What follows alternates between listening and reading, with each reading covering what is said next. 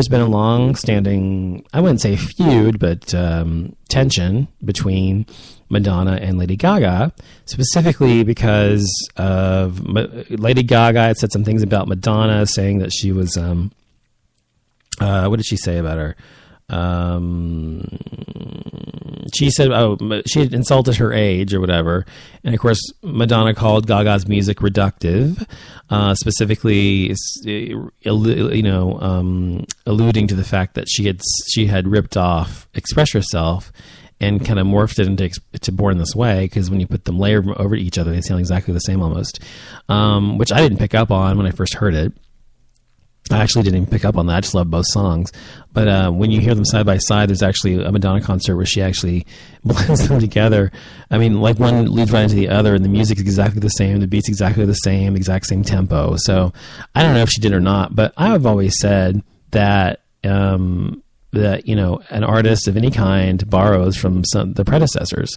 They take something, in my opinion, the touch of a good artist, or the hallmark of a good artist, is someone who can take something that someone else has done and done brilliantly and take it and make it their own and make it better. And that's what I think each generation does. And so Madonna did that herself. She did the same thing with Marlene Dietrich and Marilyn Monroe, and sort of sending up their imagery and things like that of those nature in her videos and her stylings, that sort of thing, and other people she'd done as well. And then Gaga did the same thing with other people as well as Madonna, borrowing from Madonna and the bullet bras and things like that, and other things about her that she had done, and sort of in an homage to her. I thought that's how I looked at it. But of course, Gaga fans went crazy and said that. But I mean, Gaga fans were mean and saying things like Madonna's responsible for AIDS, which just doesn't make any fucking sense at all.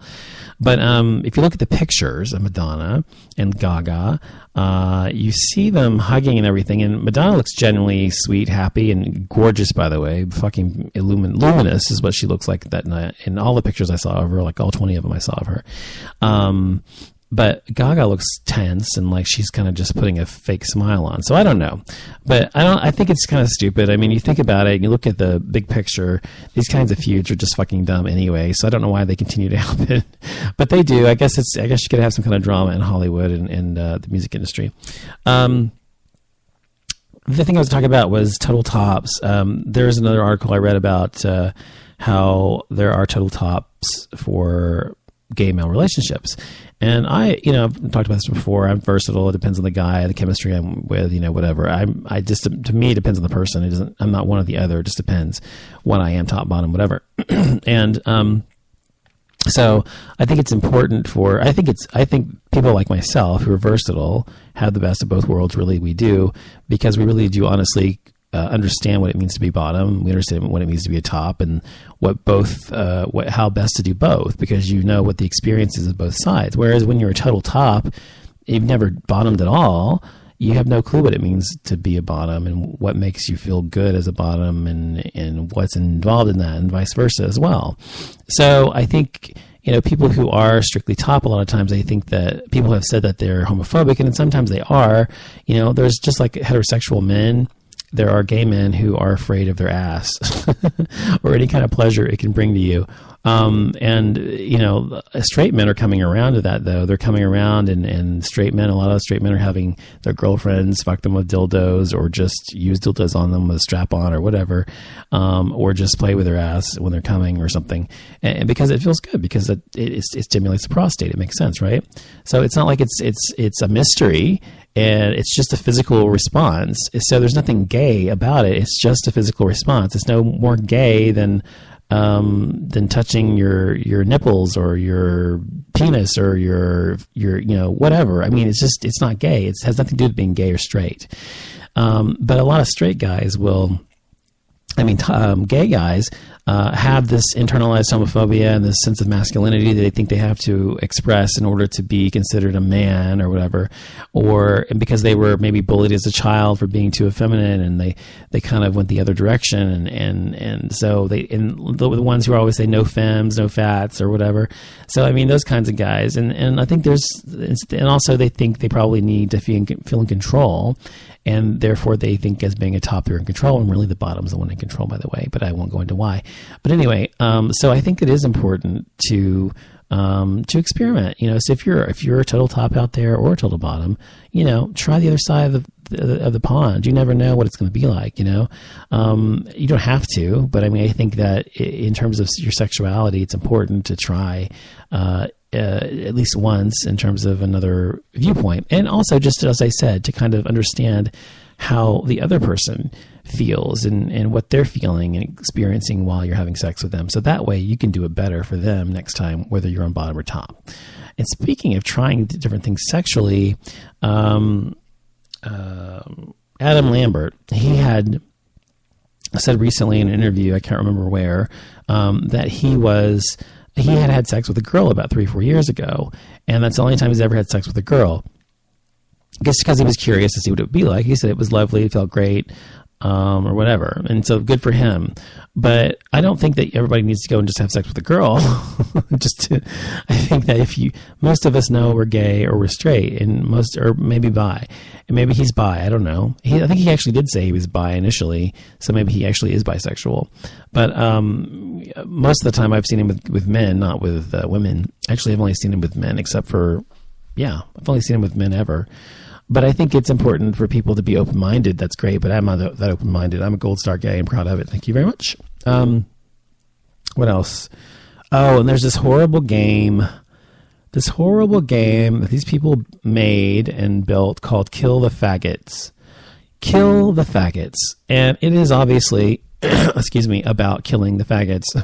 It's not just about killing faggots, it's about killing transgender people.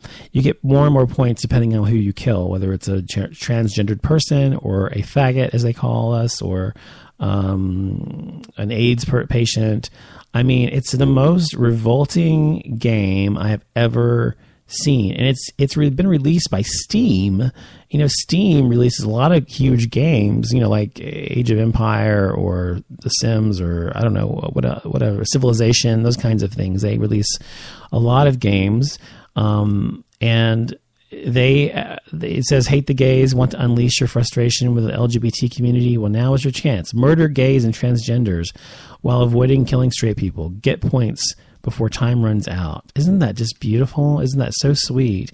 100 points for every gay, fag, homo killed, and 150 for every transgender freak killed. Now, this kind of stuff obviously promotes hate towards homosexuals and towards gay people and transgender people in general. And so it is not, that's why I'm against it. If someone wants to play a game like that, that's great for them, but I don't think it should be released for the public. I think it's in poor taste. It's like releasing a game that says kill the niggers or kill the kikes or kill the spics or kill the hoes, the women, whatever. I mean, there's all sorts of people you can replace and use instead of saying faggot. And they're all equally offensive. So if those aren't okay, this is not okay either. And I'm really fucking disappointed in people these days. The last thing I wanted to tell you was the show Grace and Frankie starts. It's being released on Netflix on, I think, Friday. I think the 9th, it said. And it is, if you don't know, I mentioned it a long time ago, about, it's got Lily Tomlin and Jane Fonda as the two leads in it, with their husbands Martin Sheen and Sam Waterston. And they're in their early 70s, and they've been married, all of them, for like 40 years or whatever. And one day, both of their husbands, who were best friends, come to them and tell them they're in love, and they're gay, and they're living the rest of their lives together, and they're getting divorced. And it leaves these two women, these good friends, together to live together, just as friends, I mean.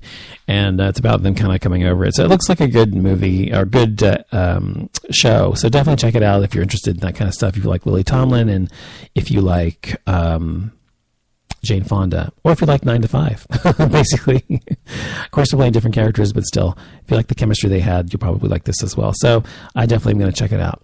And that's all I have to talk about tonight on the show. I just wanted to come and do my duty for Tuesday and talk to you. If you guys want to talk to me, something to say in the interim, you can always message me on Facebook at Off Limits Radio. Actually, it's at Off Limits RAD.